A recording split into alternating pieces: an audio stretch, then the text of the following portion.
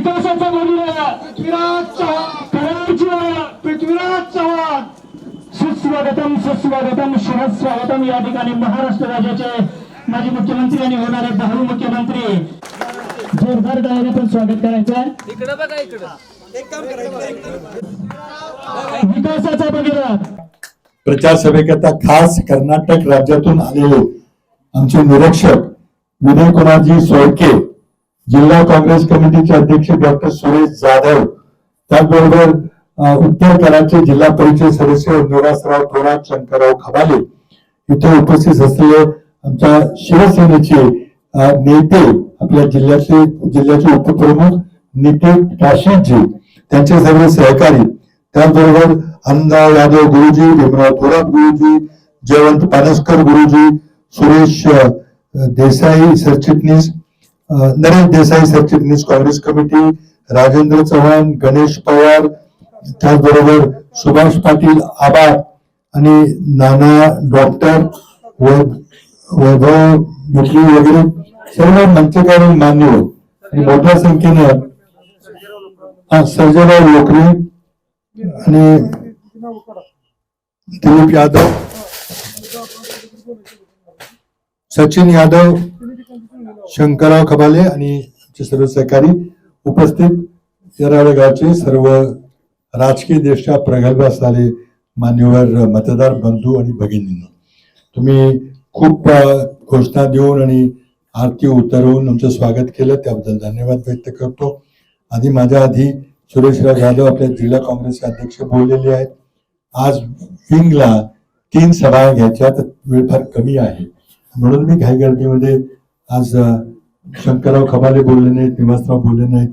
मला वाटतं मी गेल्यानंतर थोडा वेळ सभा चालू ठेवून आमचे कर्नाटकचे जे नेते आहेत, खूप अनुभवी नेते विजय कुमारजी सोरके आणि सुरेशराव जाधव आणि नितीन काशी देखील थोडा वेळ आपल्याला सभा चालू ठेवतील, 10-15 मिनिटं माझी विनंती आहे। मी यावेळेला एवढं सांगू इच्छितो की अत्यंत महत्वाची निवडणूक आहे। या निवडणुकीमध्ये सरकार कोणाच्या विचाराचं येणार आहे, त्यात की फुले शाहू आंबेडकरांचा विचार घेऊन आणि शिवछत्रपतींचा आदर्श डोळ्यासमोर ठेवून, मग त्यामध्ये सर्व धर्म समभाव असेल किंवा स्त्री दाक्षिण्य असेल, हे विचार घेऊन, पुरोगामी विचार घेऊन आम्ही महाविकास आघाडी स्थापन केलेली आहे। आणि त्या महाविकास आघाडीला 2 वर्ष राज्य पण केलं, पण उद्धवजी ठाकरे हे मुख्यमंत्री असताना त्यांचं सरकार या निष्ठुर निर्दयी त्यांच्या अनुयायांनी, ज्यांना त्यांनी बाळासाहेब ठाकरेंनी, उद्धवजी ठाकरेंनी शून्यातनं त्या माणसानं उभं केलं, त्यांनी हे आपल्या नेत्यांच्या पाठीत सुरा खोपसलं। राष्ट्रवादी काँग्रेसमध्ये स्वतःच्या काकाच्या, ज्यांनी शून्यातून करंगलीला धरून त्यांनी जे मोठं केलं, अशा अजित पवारांनी आपल्या काका शरद पवारांच्या पाठीत सुरा खोपसला। आणि त्यामुळं महाराष्ट्राचा लौकिक गद्दारांचं राज्य असं झालेलं आहे, तो लौकिक आपल्याला पुसून टाकायचा आहे। महाराष्ट्राच्या इतिहासामध्ये गद्दारीचे परिणाम काय झाले, मराठ्यांच्या येसुबाईंना कुणी, संभाजी महाराजांना कुणी पकडून दिलं, कोण सूर्याजी पिसाळ होते। आता या सूर्याजी पिसाळांची ओळख आपण पुसून टाकलेली आहे, पण पुन्हा या गद्दारीनं महाराष्ट्र म्हणजे गद्दारांचं राज्य अशी ओळख व्हायला लागलेली आहे, ती पुसून टाकण्याची संधी आपल्याला 20 नोव्हेंबरला मिळणार आहे।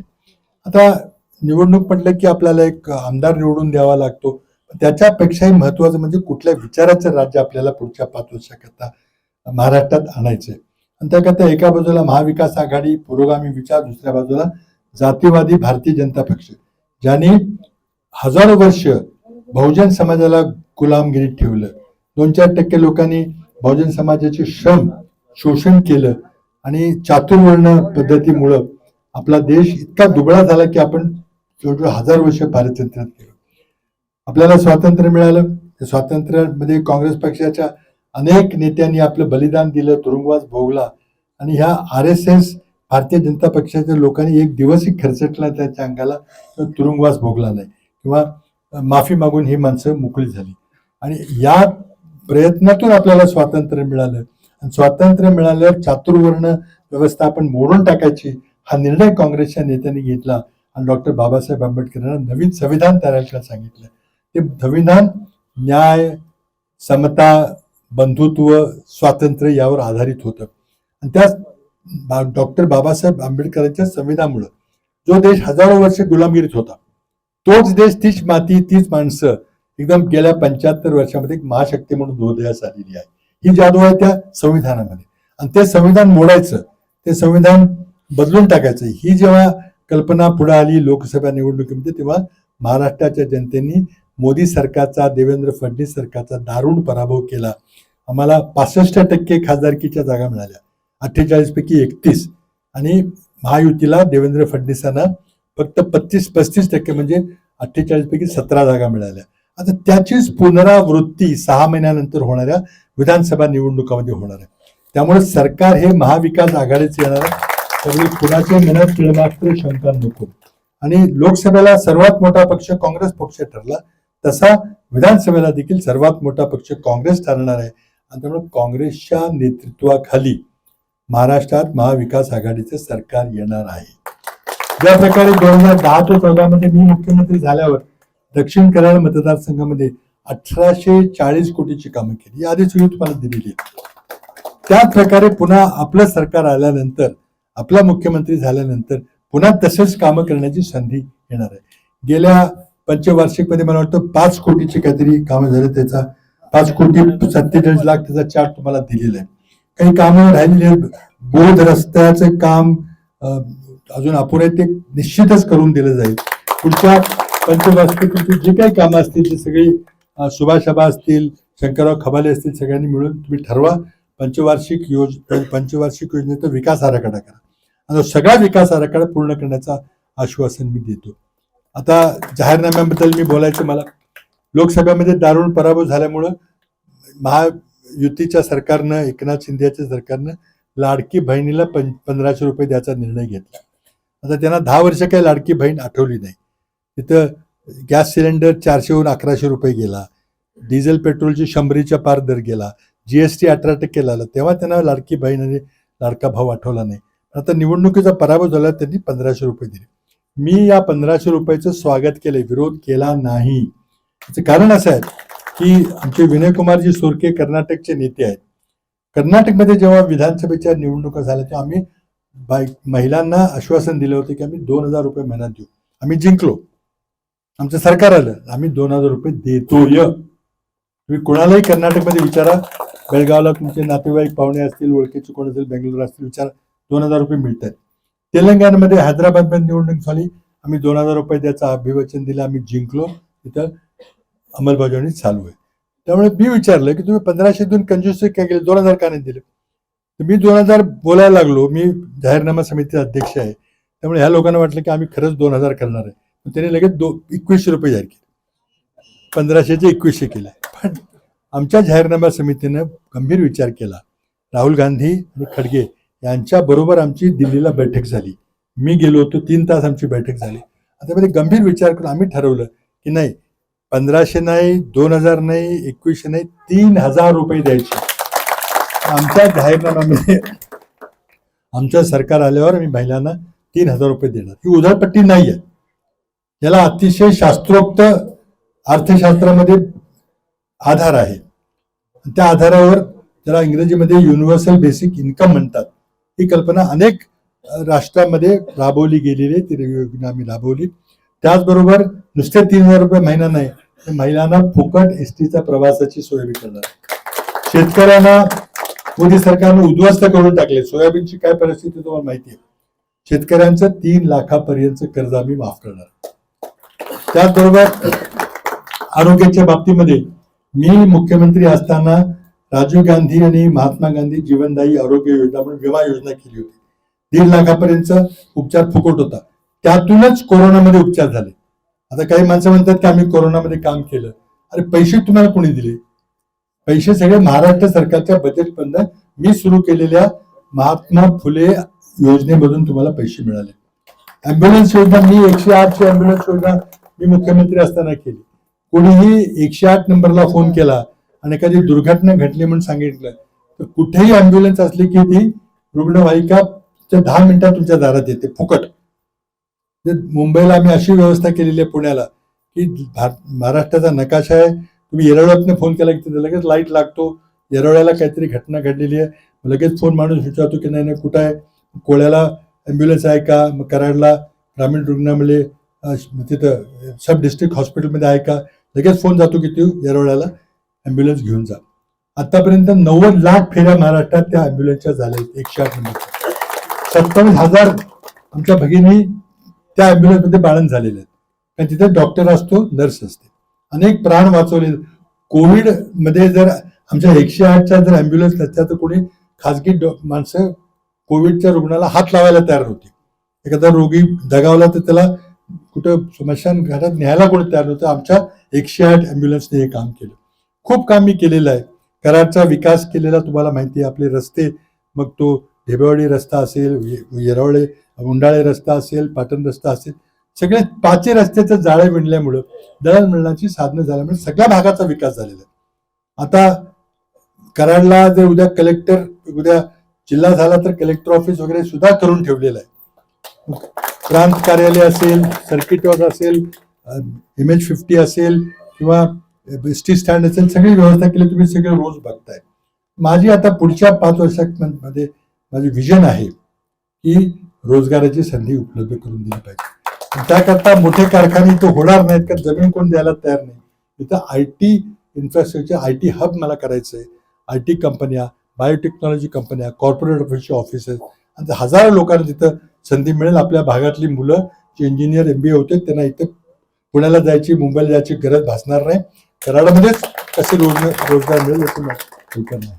आणि म्हणून मग युवकांना नोकरी मिळेल तोपर्यंत 4,000 रुपये भत्ता वर्षभर किंवा नोकरी मिळेल तोपर्यंत आम्ही देणार आहे. आणि या सगळ्या योजना, आणि शेवटचा महत्वाचा मुद्दा, मी जातवार जनगणना करणार आहे. म्हणजे खरी विकासाची काय परिस्थिती आहे, कुठल्या जातीची काय परिस्थिती आहे ती करणार आहे. हा आमचा जाहीरनामा काल राहुल गांधींनी मुंबईमध्ये प्रकाशित केला. त्या जाहीरनाम्यावर आम्ही निवडणूक लढवतोय. मला विश्वास आहे की आपल्या येरवडे गाव असेल किंवा विंग जिल्हा परिषद मतदारसंघ असेल किंवा दक्षिण कराड असेल, तुम्ही या काँग्रेसच्या ध्येय धोरणावर विश्वास ठेवून काँग्रेसच्या पुरोगामी विचारांना तुम्ही समर्थन दिलं. या मतदारसंघामध्ये फक्त 3च आमदार झालेले आहेत. पहिले 30 वर्ष यशवंतराव मोहिते भाऊ, त्यानंतर पुढचे 35 वर्ष विलास काका, आणि नंतर 10 वर्ष मी झालेलो आहे. कुणी जातीवादी विचाराला मी थारा दिला नाही. म्हणून मी येरवडेकरांना विनंती करतो की येत्या 20 तारखेच्या निवडणुकीमध्ये आपण सर्वांनी महाविकास आघाडीच्या काँग्रेसच्या उमेदवाराला आशीर्वाद द्यावा. माझी खून हाताचा पंजा आहे. पंजा तुम्हाला सगळ्यांना माहिती आहे, त्यामुळे पंजाला मतदान करा ही विनंती करतो. मोठ्या संख्येनं आपण इथे जमला त्याबद्दल संयोजकाचे धन्यवाद व्यक्त करतो. थांबतो. जय हिंद, जय महाराष्ट्र. मुख्यमंत्री आदरणीय उद्धवजी ठाकरे साहेब, आदित्यजी ठाकरे साहेब, तसेच आत्ताच या कराड दक्षिण विधानसभेचे लोकप्रिय आमदार, माजी मुख्यमंत्री आदरणीय पृथ्वीराज बाबा, व्यासपीठावर उपस्थित असलेले कर्नाटक राज्याचे मंत्री विनय कुमार सोरटे साहेब, तसेच काँग्रेसचे जिल्हाध्यक्ष सुरेशराव जाधव, तसेच काँग्रेसचे सरचिटणीस नरेश देसाई चव्हाण साहेब, आमचे उत्तरमधील जिल्हा परिषदेचे आदरणीय सदस्य श्रीनिवास थोरात साहेब, व्यासपीठावरील सर्व उपस्थित, सन्माननीय व्यासपीठ उपस्थित, येरवडे गावचे ग्रामस्थ, आमच्या शिवसेनेच्या जिल्हा संघटिका अनिताराय जाधव, तालुका प्रमुख दिलीप यादव, उपस्थित सर्व बंधू भगिनींनो, आजची ही लढाई आहे, ही विचाराची लढाई आहे. एका बाजूला विघटनवादी विध्वंसक अशी प्रवृत्ती, तर दुसऱ्या बाजूला ह्या देशाच्या एकतेसाठी, अखंडतेसाठी, सतत या देशाची एकता जपण्यासाठी जी 1947 सालापासून 1885 सालापासून ज्या काँग्रेसची स्थापना झाली, त्या काँग्रेसची विचारधारा जी देशाला अखंडित ठेवण्याची अशी ही विचारधारा, आणि त्याच्या जोडीला आमची शिवसेनेची हिंदुत्व, जे हिंदुत्व तुमच्या आमच्या हाताला रोजगार देणारं, देवळातील घंटा बडवणारं हिंदुत्व नव्हे, तर घरात चूल पेटवणारं हिंदुत्व, असं जे हिंदुत्व आहे, जे हिंदुत्व मध्यम मार्गे सर्वांना सोबत घेऊन जाणार आहे, आणि या देशाला प्रखर राष्ट्रवादाबरोबर देशातील सर्व जाती धर्मांना सोबत घेऊन चालणारं जे हिंदुत्व बाळासाहेबांनी आम्हाला दिलं,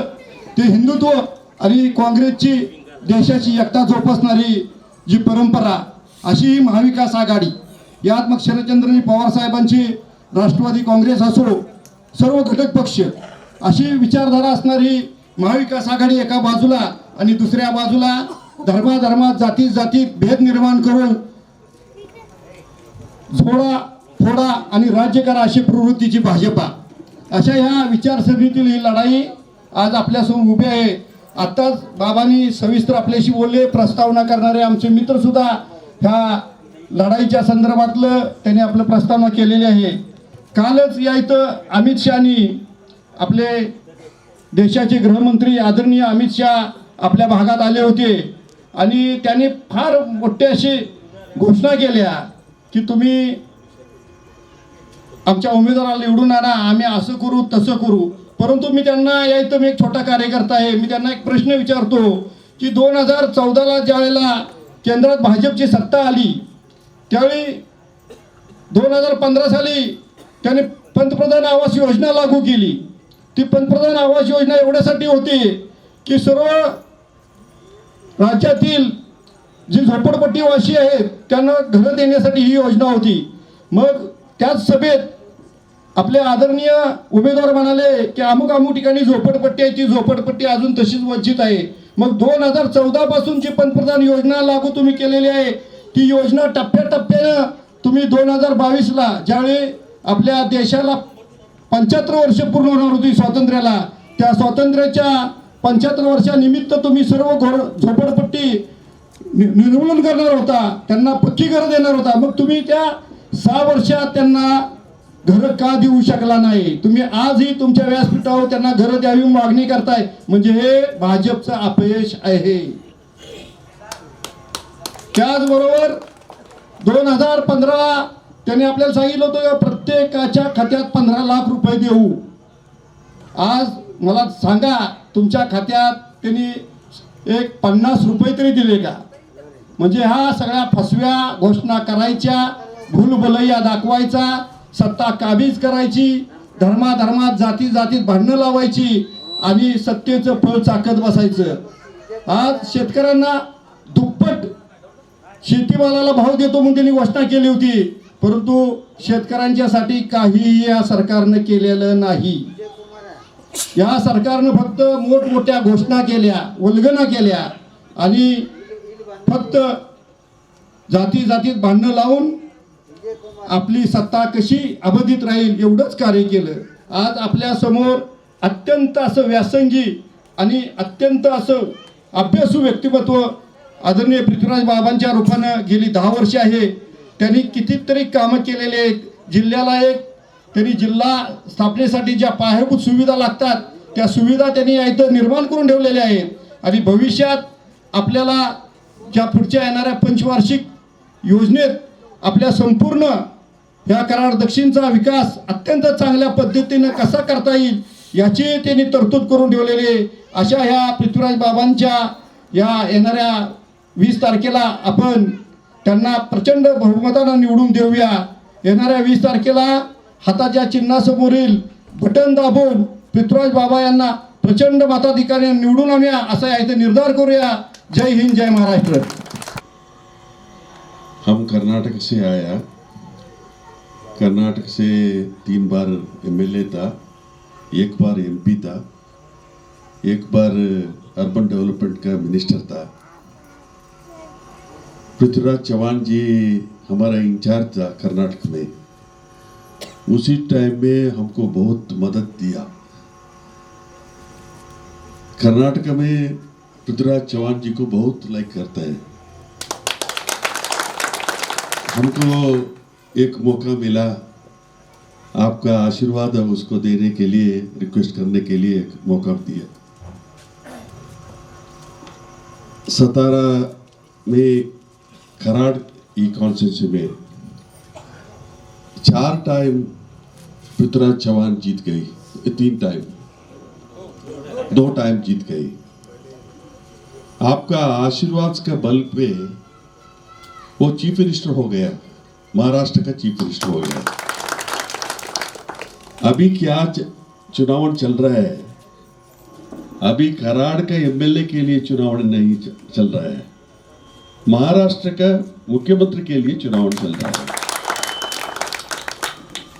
हमारा एगेंस्ट बीजेपी का कैंडिडेट है, वो बिजनेसमैन है, उसको जरूरत है एमएलए उसका बिजनेस के लिए। पृथ्वीराज चौहान का जरूरत है इधर का विकास करने के लिए, इधर का गरीबी लोग, फार्मर्स, ग्रामीण लोग को मदद देने के लिए जरूरत है। अभी मैनिफेस्टो का चेयरमैन है पृथ्वीराज चौहान जी। अभी मैनिफेस्टो बनाया, कराड़ के लिए मैनिफेस्टो नहीं है। 100% महाआघाड़ी गवर्नमेंट महाराष्ट्र में जीतता है। महाआघाड़ी जीत गया तो सभी महाराष्ट्र में ये गारंटी का इम्प्लीमेंटेशन होता है। हमारा स्टेट में, कर्नाटक में मंथली 4,000 to 5,000 ईच घर को मिलता है। एक वर्ष में 50 to 60,000 रुपीस मिलता है। 1,20,00,000 घर को हमारा गवर्नमेंट का मदद, गारंटी का इम्प्लीमेंटेशन होता है। इसी टाइम में हमारा फार्मर्स भी प्रॉब्लम है। आफ्टर कोरोना का टाइम में उद्धव ठाकरे जी का सरकार था, थ्रू आउट नेशनल लेवल से कोरोना का अच्छा हैंडल किया उद्धव ठाकरे जी का सरकार, through out national level. After that ये जीएसटी लाया, आपका राइस को जीएसटी, आपका डेली यूज करने का सभी इसको जीएसटी लाके टैक्स लगा दिया। इसी टाइम में सरकार का मदद जरूरत है। ये गारंटी का प्रोग्राम है, अच्छा से इंप्लीमेंट होता है। आप पृथ्वीराज चौहान जी को आशीर्वाद कीजिए।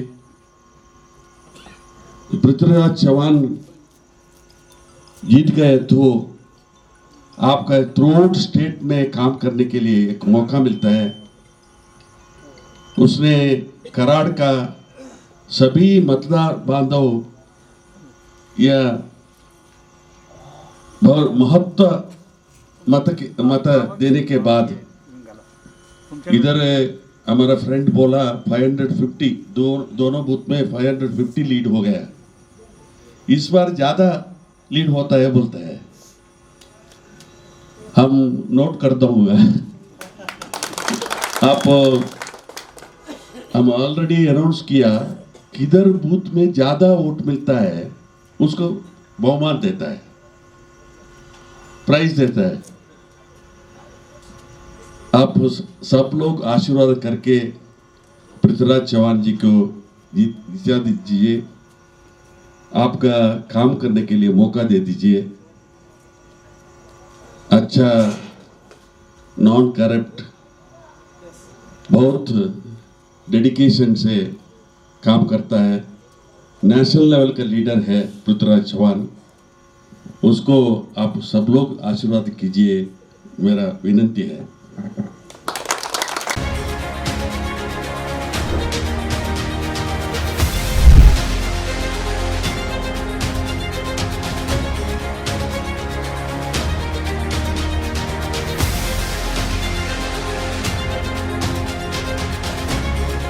KMS न्यूज, स्पंदन मरांचे, नाते आपुलकीचे.